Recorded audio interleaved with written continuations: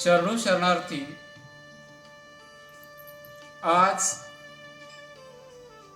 19 April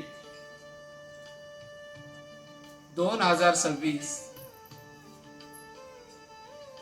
म्हणजे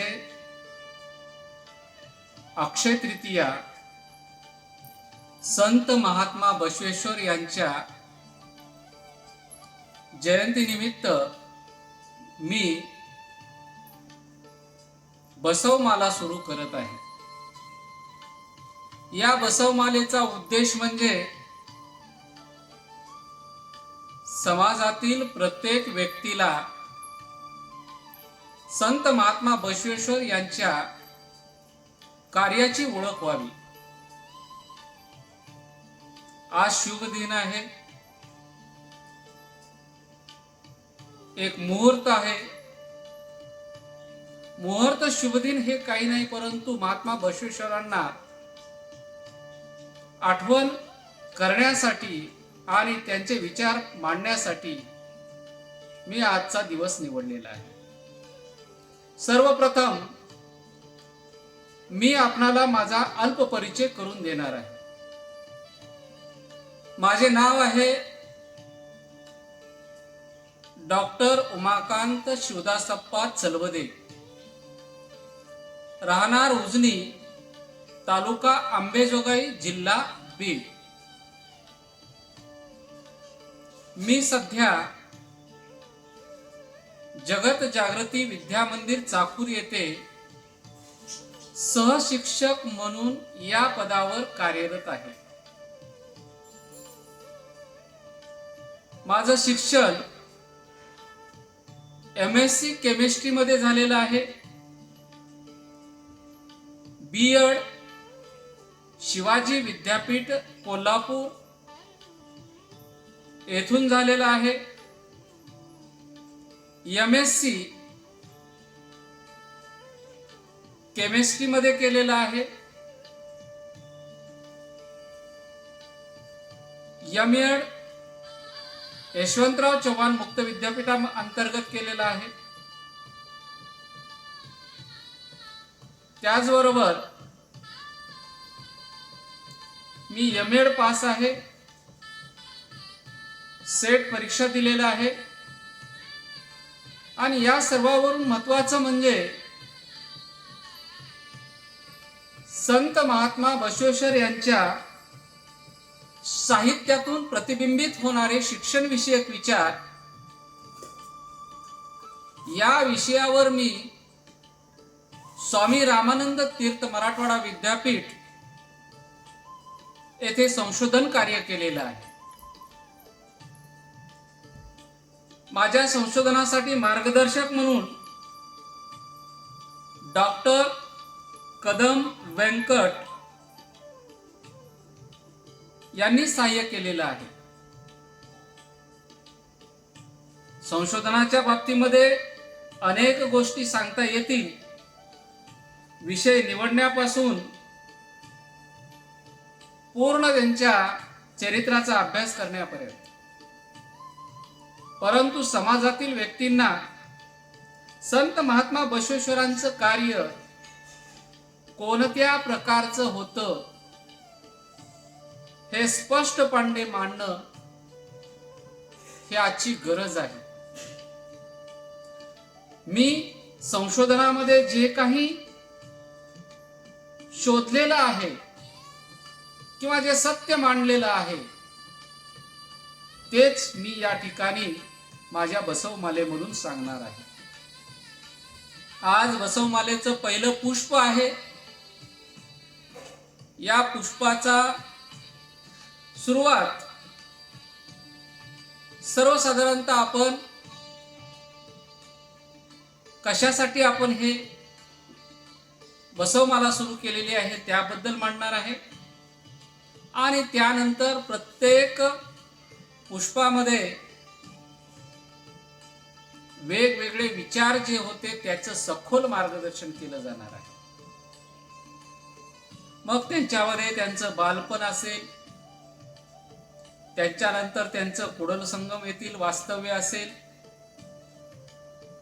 त्यानंतर बसव कल्याण येथील कार्य असेल, मंगळवेढा येथील कार्य असेल, म्हणजे संपूर्ण त्यांचा जीवन परिचय द्यायचा आहे आणि त्यांचे सामाजिक कार्य, आर्थिक कार्य, राजनैतिक कार्य व शैक्षणिक कार्य या 4 विषयापर्यंत ही बसवमाला मी आपणा समक्ष सादर करणार आहे. आज बसवमालेचं प्रथम पुष्प आहे. यामध्ये मी विषय प्रतिपादनाकडे जास्त जाणार आहे. आपणाला माहित आहे की मानव हा एक समाजशील प्राणी आहे. समाजामध्ये राहून मानव मोठा होत असतो आणि समाजानेच मानवाच्या कल्याणासाठी, समाजाच्या कल्याणासाठी अर्थव्यवस्था, धर्मव्यवस्था आणि राजकीय व्यवस्था निर्माण केलेल्या असतात. परंतु जसा जसा काळ निघून जातो तसा तसा त्या व्यवस्थेमध्ये मानवाच्या स्वार्थीपणामुळे या सर्व शक्ती काही मुठभर लोकांच्या हातामध्ये केंद्रित होत असतात आणि याचा परिणाम म्हणजे समाजामध्ये अंधश्रद्धा, अनाचार यांचा कळस निर्माण होत असतो. अशा सामान्य माणसाला साधे जीवन जगणे अवघड होऊन जाते आणि अशा वेळी समाज परिवर्तनाचे वारे वाहू लागतात.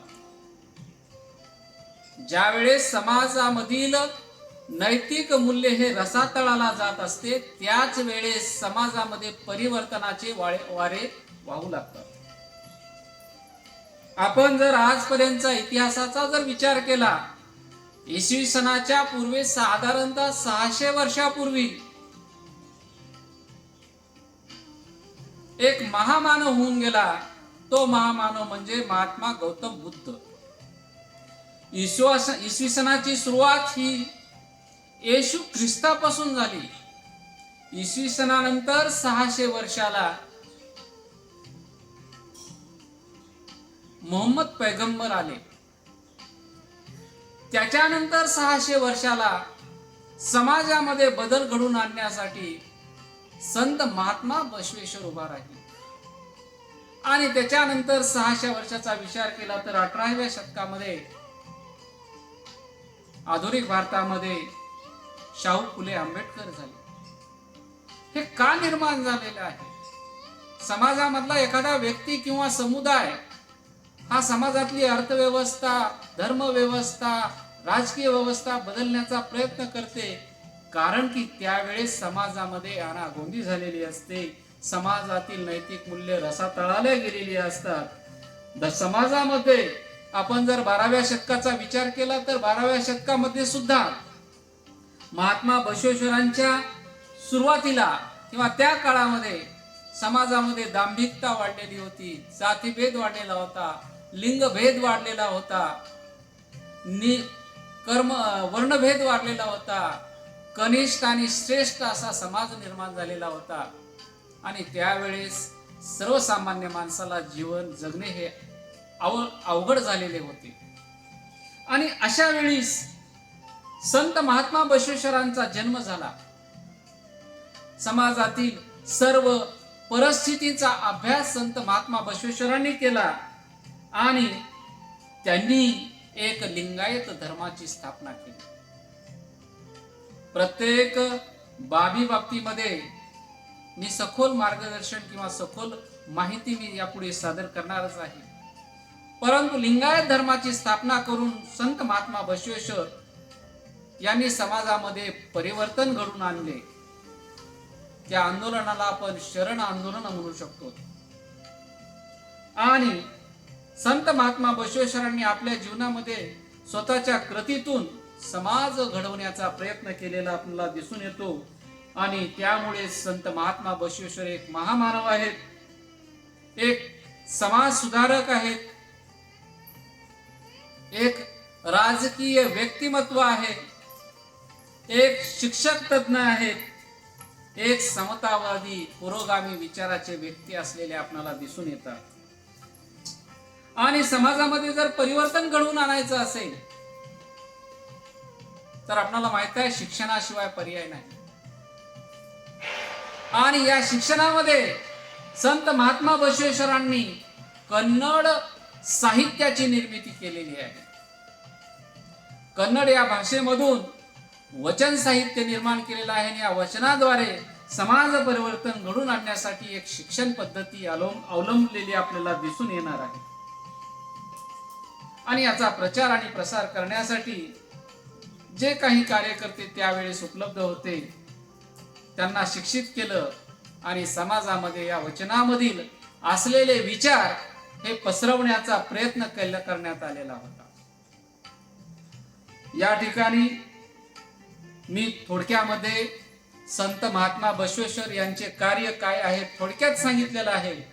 परंतु प्रत्येक गोष्टीमध्ये याच्या पुढील जे पुष्प होणार आहे त्या पुष्पामध्ये मी संत महात्मा बसवेश्वरांच्या 12व्या शतकामध्ये असलेली सामाजिक परिस्थिती काय होती आणि त्यांच्या बालपणाविषयी सखोल मार्गदर्शन करणार आहे. या ठिकाणी मी आजचे पुष्प या ठिकाणी समाप्त करतो. शरणो शरणार्थी.